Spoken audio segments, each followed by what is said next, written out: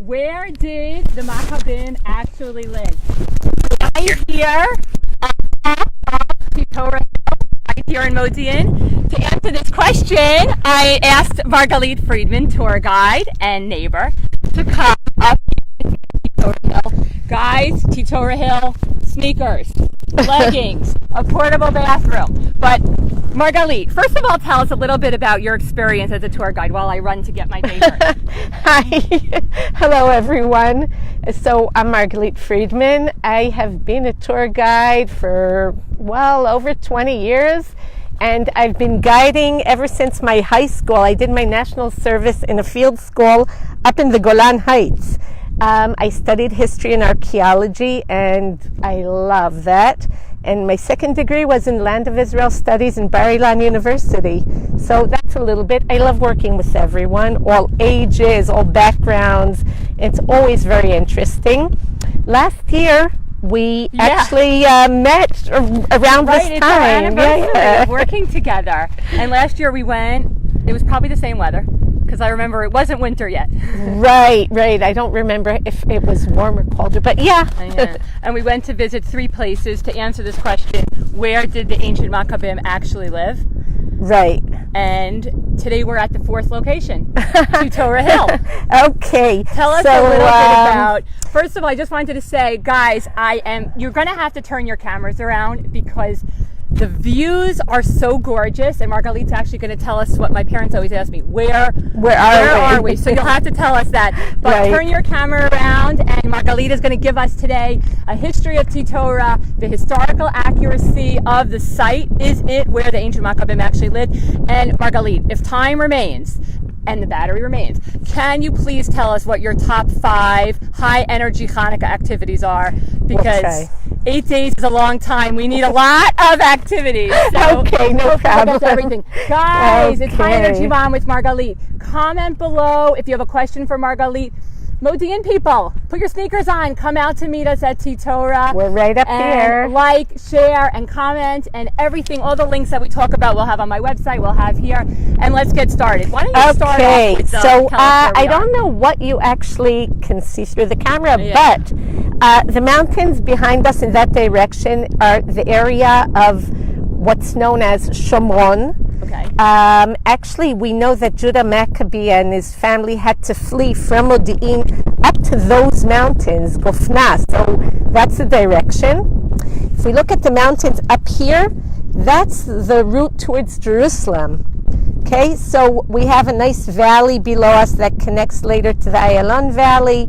We have, we see an Arab village called Bet Sira, which actually is sitting on an ancient Jewish village. That is what you know as 443, or the ancient road of Ma'ale Bet Horon, where actually some of Judah Maccabee's battles took place, which is really cool. And the other direction, we're looking towards Maccabim, Re'ut, and modern day Modi'in. So beautiful. Beyond it, we have just over here, and I don't know if you could see, but right next to us are the remains of a Crusader fortress, which was known as Taranta.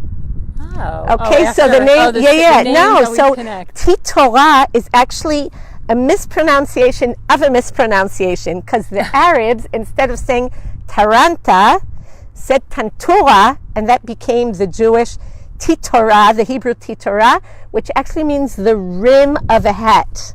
Okay. Now, the hill over here is very, very large. We're talking about around 600 dunams of archaeology and nature, and the hill is the highest around us, which makes it very protective. Anyone going down the road would want someone taking care of him up here, which maybe will give us a clue to our answer. And it really is not like a high mound. It is quite flat. So maybe the idea of it being like a hat with a wide rim does fit also the geography. In any case, that's where the name Titora comes from. if you didn't know.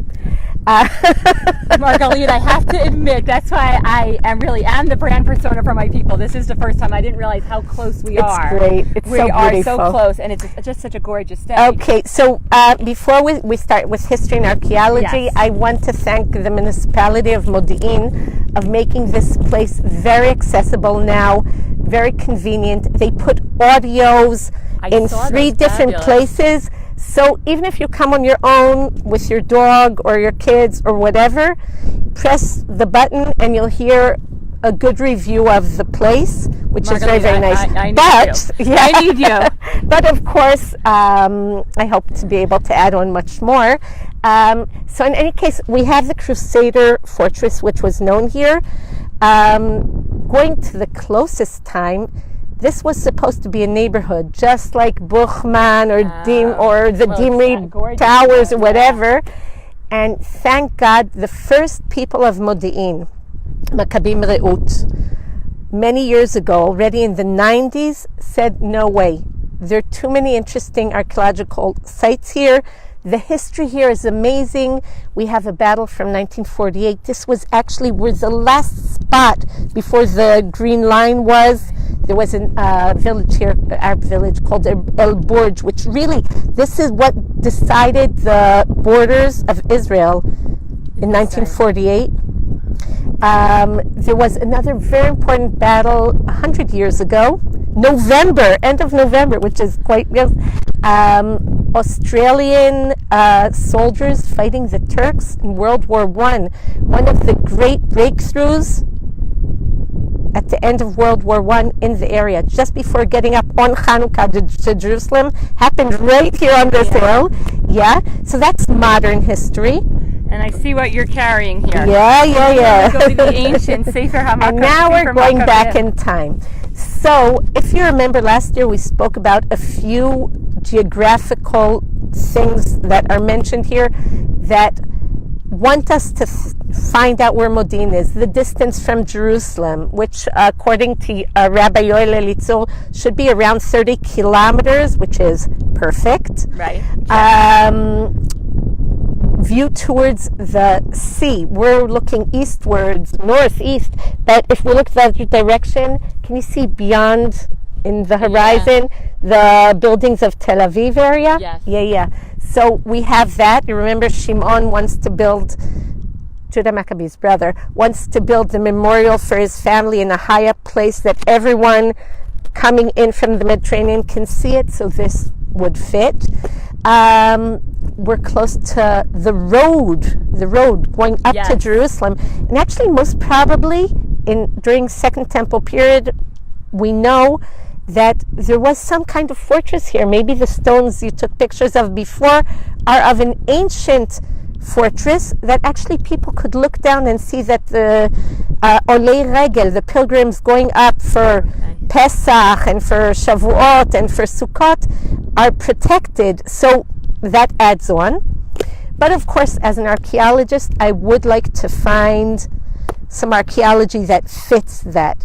What's amazing here is we have 6,000 years of archaeology from First Temple period, and of course also from the Hellenistic Hasmonean period. They found here a few farms with agricultural elements, wine presses, and they found burial caves from that period. So it could be, according to Shimon Gibson, who was in charge of many of the archaeological digs around Modi'in at the beginning, he says, or that was his idea, that this is where Modi'in is.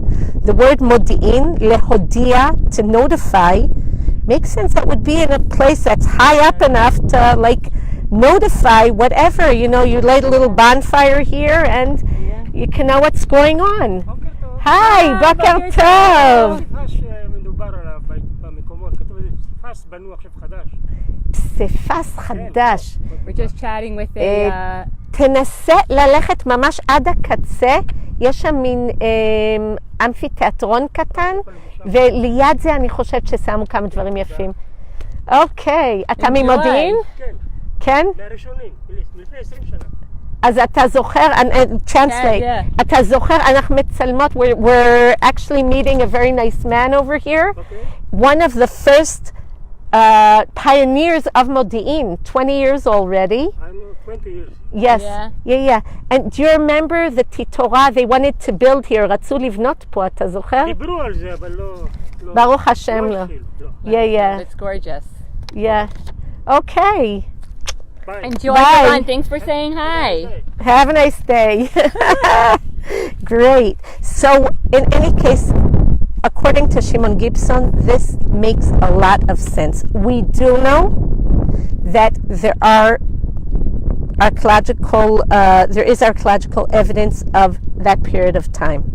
And we do know that people continued living here, which is a little different than what we saw last year, which was a short period of time destroyed in Bar Kokhba revolt. Right. So during Second Temple period, Jews lived here. They found mikvehs and many other things. Bar Kokhba revolt was big in this hill because they found many of the secret the caves. The Bar Kokhba caves, right?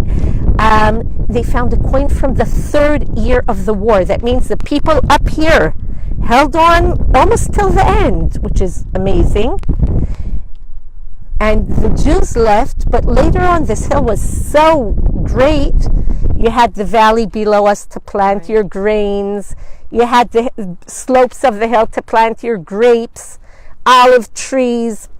At the beginning we saw the olive press, so parts of that olive presses were found around the region. So it's like paradise, and it's on the road. Right. Which is great. You could sell what you make. You're protected, everything. So through the Byzantine period, early Arab, I don't know exactly what they found. I'm sure people continued living here, Crusader, and since then on. So it's an amazing place to visit. It's really just so, cool. There's so many aspects that we love about living in Modi'in, but that we're standing here, and before you found me pottery from the ancient times, that this is our land, and Baruch Hashem, we're zocheh to be raising our families here and lighting the Hanukkah candles. I wanted to tell you about Hanukkah candles. So Modi'in does something really cool every year, Hanukkah in the evening. If you're coming by, if you're driving along, you could see, you really should be even if you don't climb the hill, with sneakers. With sneakers, you could see the lights of the water. Yeah, the water tower is lit up every evening as if they're Hanukkah candles. My kids always want to know what that is. So what's lit up in Modi'in is the water tower. Right, but it's supposed to be like Hanukkah candles, right? Okay, Margalit, tell us now. All right, Titora, guys, you got to visit it. Check out our last year's video to see the other sites. Wherever you live in Israel, you got to make Hanukkah. You got to stop to the Hanukkah sites here at Modi'in and come visit us here. For sure. And today we're again on Titora Hill. It's Yocheved and Margalit together here. And this is a site that I'm going to bring my kids up here because this is amazing. For sure. I got to see. I saw they even made some plastic playground. But I like that you could press. They have now the audios. The municipality really put money in here. You could press, and there's a whole English description. My people that are coming in from the States, I hope you're stopping by Modi'in, or from London, or from Australia, because you said that Australia. Yes. All right, but now, Margalit, 8 days is a lot of activities. Our kids are off of school for 8 days. I need 8 days of high energy activities. Okay, let's do 5 because the first day they're still in school. Yes, that's good. Friday you're preparing the latkes for Shabbat, and Shabbat we're going to rest. No, we're going to Friday night. Of course. We're going. Friday night, Umelomdan, don't miss it. If you need a place to stay, my house is like 2 minutes away. Margalit, don't offer that so quickly, yeah. But Friday night, I'm going to give you the information. We're all going to dive in there together.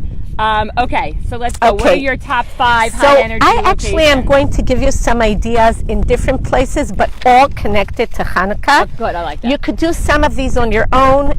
Some, maybe it would be better to have a tour guide with you. And some we're saving for next year. And some we're saving for next year. We're knocking off all of our Hanukkah lists. No, don't worry, there are more. Yeah, I like going with the tour guide because I think it's helpful. So I hear, but okay, we'll talk about that later. So I'm going to start with actually maybe half an hour, 40-minute drive from here, Good, near doable. Ashdod. My kids won't be killing each other Okay, before that. this is a After good that. thing to do. At least the first part is good to do, even if it's pouring rain. We're going to talk about olive oil, which is connected to Hanukkah, the miracle, bravery Good. of, right, we say me'atim mul rabim, few against many, so we're going to connect to closer thing. And of course, we'll do something for the more active kids. So we're Yes. going to be visiting and active moms. the active moms. We're going to be visiting the olive press at Bnei Darom. Bnei Okay. Darom. They, you can also buy olive oil there, but they also give you a tour and explain how they make pure extra virgin olive oil in a very cool way, which is not used in most of Israel. So that's Bnei Darom Olive Oil Factory. Are they having Right. a happening? Because Sundays we do high energy happenings. They have any? we You have to know what? check, I'm yeah. sorry, that I didn't check, but we'll check and We'll you'll It was write when up they have a about it. happening Yeah, with yeah. People dressed like Judah Maccabee. Okay, right across the way, I told you Me'atim ul Rabim, few against Yes. many. This is on a more serious, and this is not for little kids. I think the age limit is 10 or 11 and up. There is in Nir Galim, near Galim, there is a center for the Holocaust. It's called Bet Edut, and in there they have the story done in a super modern, very interesting way about Bet HaZchuchit, the glass house, which was in Hungary, where Jews actually saved Jews. It started off with that, and less known story. You won't find it, or very little of it, in the regular Holocaust museums. So, Matimul Rabim. That's a great idea. Yeah, that's All right, serious. That's a good part of the theme. So Mir Galim. And if you're hanging around in Ashdod, there are lots of great places to eat and enjoy and everything. And if you're still there after you light candles, at 6:30 in the evening, there's a musical fountain playing, which is fun. Okay, In the, perfect. I gotta write in that the down. park. So if you want to start the day a little later, you don't have to rush and get out 8 in the morning. That could be fun. And of course, I don't know if you know, there's the Lachish Park there. They have an extreme park. It's got all kinds of activities. There's bird watching. I actually have the phone number. I'll give it to you later. So you could do a full day. Again, the only thing someone is writing to you. Oh, yeah, okay. Well, Okay. The only thing that for older kids is the Nir Galim. Everything else is really great for everyone. These are awesome. Thank Okay, you. that's day we always wanna one. Oh, that's day one. Oh, you have more. Whatever you want. I'll just right, give let's go maybe two more. another. Yeah, Two yeah. more. Full day. Okay. Those of you who are going north. Okay. We actually, the story of Hanukkah doesn't end with the olive oil miracle. The battles continue, and the world Right, continues. or else we wouldn't have how many pages? Yeah. Right. It's a thick book. It's not just... Right. So actually here, I want to offer the Hellenistic side. During the Hellenistic period, there were policies, cities, very modern of that time. In some of them, Jews lived and actually had to deal with how are you a Jew amidst the non-Jews, what influences, so on and so forth. I'm going to tell you about 3 of them. You could visit in one day if you want. Bet Shan is maybe the most famous. Okay. So it was part of what we call the Decapolis, the 10 policies, 10 cities, most of them in Jordan of today, maybe next year. Yeah, we'll have a road trip. But Bet Shan, which was known as Skitapolis, cool story. You know about Dionysus, like well, his what would we call his wet nurse is from Bet Shan, according to mythology. So you might just meet her there. Right, her spirit. Okay. Yes, so that's one. Go further up towards the eastern side of the Kinneret, and there's a new, well, it's old, but a national park there. In a while, it's going to be also with money. Right now, free and open to all. Susita. Okay, Susita. Okay. Yes, Susita, where Alexander Janus, this is already third generation. This is after Judah Maccabee conquers, fights there. And what's amazing, Bet Shan and Susita both were destroyed in a giant earthquake. Ooh. So you could actually see what happened, like Pompeii a little bit, where at one point things were destroyed. So that's cool. If you don't want to go hiking up Susita, whatever, the remains are now in the Hecht Museum in Haifa. So Okay. for the lazy of us. Way to the spa. Right.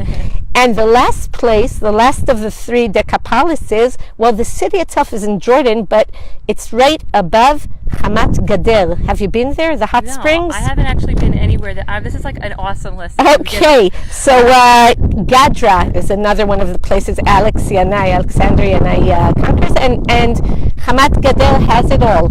Even if it's raining, even if it's freezing, hot springs that you can go in. Oh, okay. You know what? I have been there. I know what Good. you're talking about. Okay, Crocodiles yeah, and all. Okay, great. Yeah, we're So getting that's two. Let's Okay. just give one more so we'll leave Perfect. something. Just before we get too uncomfortable on our rocks here. Yeah, Feel so like you know what? aliens, you know? I'm going to do a story actually from here. Yeah. Okay, this is after Bet HaMikdash is in our hands, but the war continues. And the Seleucids, the Greeks, try to come back to Jerusalem from the south. Okay. Judah Maccabee is in a fortress called Betsur, and the Greeks or Seleucids decide to fight with all their power. And one of the things they bring are elephants. That I've heard. That we did in Okay.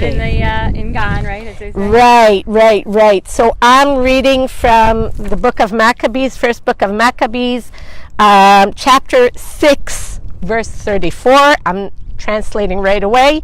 I'm just gonna fix you. Take a second. Okay. Wait, okay, so I just don't want it to that's okay. It's up here.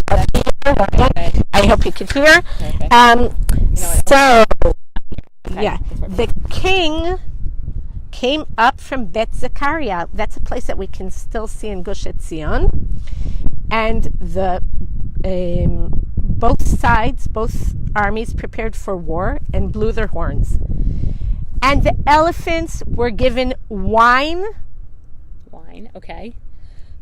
and strawberries. Well, two team could be mulberries to prepare them for war.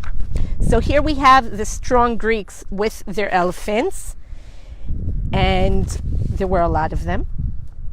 And the Jews were a little bit freaking out until, let's find him. Vayar Elazar Oran. Elazar, Judah Maccabee's brother.